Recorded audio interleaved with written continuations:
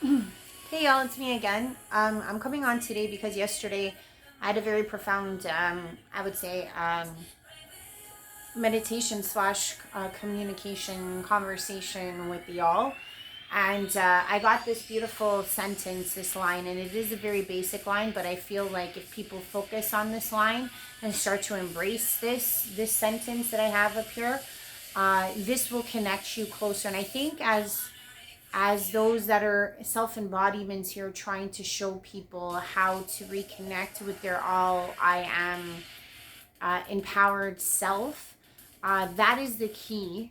So realistically, aside from everything else, even anything that I can perform or others can perform, if you are truly challenged with this idea of God, start with something like this line, and I think it will help you connect. So I'm going to talk about this.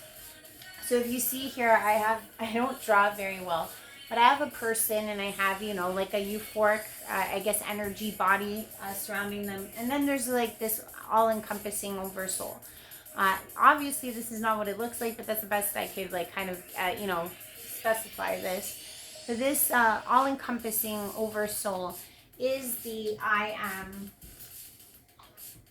am, okay?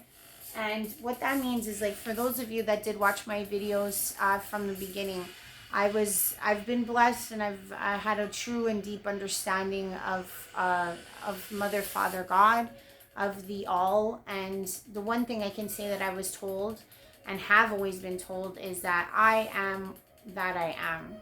That is one of the main lines that you will see in here, even with other prophets that have interacted with this source of all. I use the word God because it's the easiest way to describe it, but realistically, what I was dealing with yesterday was that. So I was trying so hard for all these years to understand what that I am is. You know what I mean? It is a very strong pronouncement. If for those of you that use the words I am and you finish it off with beautiful, sensual, sexy, smart, savage, whatever the word would be, there's a huge power behind those words I am, because it's actually a definitive. It's actually you stating out something or a decree of truth. So there's a lot of energy behind a statement of I am. So why I am you was so powerful to me yesterday was because I honed into this sense of, like, we all have this you, this version, the eternal you, okay? And what I mean by the eternal you, it's the one that you're going to be now. It's the one you're going to be later. It's the one you've been in the past. It's the you that never disappears and never goes anywhere. It's always you. Okay? You are everywhere you go. Okay? And in that sense, it's that when you realize that the source is everything, I am you is the full statement. Okay? Because the thing is that through your self-awareness, you start to reconnect with this I am. And this I am you statement was very, very powerful in the sense that you are not outside of the I am. You are in the I am, and you are always immersed in the I am. And why I am saying I am you is because when you start to really tap into this feeling or the sensation or this grandness or this awesomeness that is I am, you realize that you are not separate from it. So a way that I'm going to tell you, and I've told you guys this in past videos, but I find this has always worked for me in terms of connecting. So if you're wondering, like, how do I connect? Okay. I find for me, and I'll tell you 3 things that usually do this for me. I am grateful to be alive.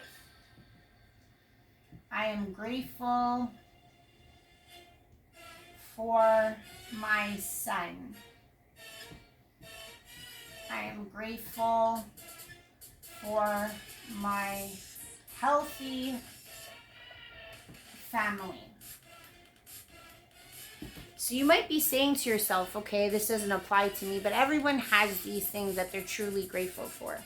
And I find with this word grateful, this is where it all starts, so that you can connect to the I am.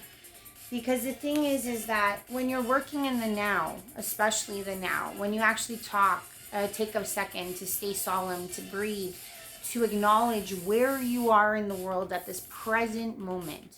It could even be you sitting on this couch, but what does that mean at this moment? Who are you sitting on that couch? And when I'm in those moments, I tend to like watch the whole world slow down. It could be the television, it could be, I don't watch TV, but it could be your living room around you will slow down. You'll start to hear your heartbeat. You'll start to hear your lungs breathing in, breathing out. And in those moments, you recite what you're grateful for. For me, I find it great to be alive because I'm so grateful that I get to open my eyes every day, breathe, and rejoice in the sun and the awesomeness that is life. And I really truly do delve into that feeling. Okay, so I wake up or I just get hit with that moment, and you hold on to that moment of gratefulness, and you just sit there and you relish in the idea of how grateful you are to be alive. Because realistically, it should bring tears to your eyes, that gratefulness, because there is nothing better. Okay? And the second one for me is my son. I sit with my son and I realize that he's growing ever so big, and he's growing ever so fast, and I am endowed the gift of being his mother. I don't want to cry when I say this, but when I do sit back and realize the beauty that is motherhood, the beauty that is raising another human being that looks to you for support, for love, for compassion, for everything, you start to really hone into that feeling of joy and just sheer gratefulness that this child is yours and you are there. And in that moment, you realize who gave you that child. God did. And who gave you your life? God did. And the last one, like I have here, is gratefulness for the health of my family. Who gave me my family? God did. And the thing is that God gives us everything. We come into this world because of God. We go out of this world because of God. We are here solely to experience who we are as God. Okay? So I'm going to say this again. We, or I am you, is God expressing him, herself of creation through you, and you are everything and all of it. I am sheer and merely a projection of you. You are a projection of me, and we are a projection of the I am. All of us are God. We are all individually facets of God. And I know that when I do meditate on these ideas of how grateful I am, and I mean that, because if any of these things were to get taken away from me, the hopelessness that someone would feel is traumatic. And it's weird to say, because I'm not usually a fear-based person, that's not where I'm trying to go with this, is that if you don't know how to find gratefulness for something as simple as these things, think about it being taken away. And who would you be and how would you feel? Would you still feel as whole as you do? Would you still find joy and peace and serenity?